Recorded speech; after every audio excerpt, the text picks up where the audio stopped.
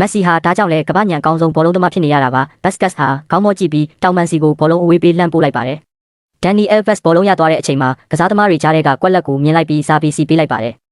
ဇာဗီကဘောလုံးရခြင်းပဲဝေးရတိုင်းစီကန်သွင်းတော့မဲ့အတိုင်းသူ့ရဲ့ခြေထောက်နဲ့လက်မောင်းကိုမြှောက်ပြီးအကန်ဟန်ပြင်လိုက်ပါတယ်ဒါပေမဲ့သူဟာကန်ကျင်အောင်ဆောင်ပြီးကွင်းကိုချက်ချင်းဝေးကြည့်လိုက်ပါတယ်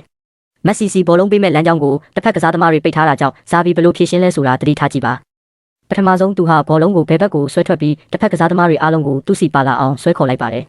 အဲ့ဒီနောက်ညာဘက်ကိုချက်ချင်းပြန်လှည့်လိုက်တဲ့အချိန်မှာမာကီယာနိုလွတ်နေတာကိုမြင်ပြီးဘောလုံးပေးလိုက်ပါတယ်အဲ့ဒီအချိန်မှာပဲမက်ဆီဟာ offside အနေအထားမှာရှိနေခဲ့ပေမဲ့တခြားလူတွေမမြင်တဲ့အရာကိုသူမြင်နေခဲ့ပါတယ်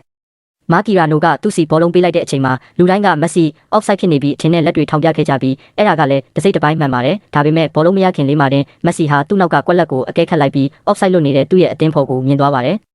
ဒါကြောင့်သူဟာအလွန်ပါးနှက်စွာနဲ့ဘောလုံးကိုမထိပဲပက်ထရိုစီကိုလွှတ်ပေးလိုက်ပြီးမှဖက်ဒရာက offside မရှိပဲပြန်ပေးတာကိုဘောလုံးပြန်ယူကဂိုးထဲကိုအေးအေးဆေးဆေးကန်သွင်းလိုက်ပါတော့တယ်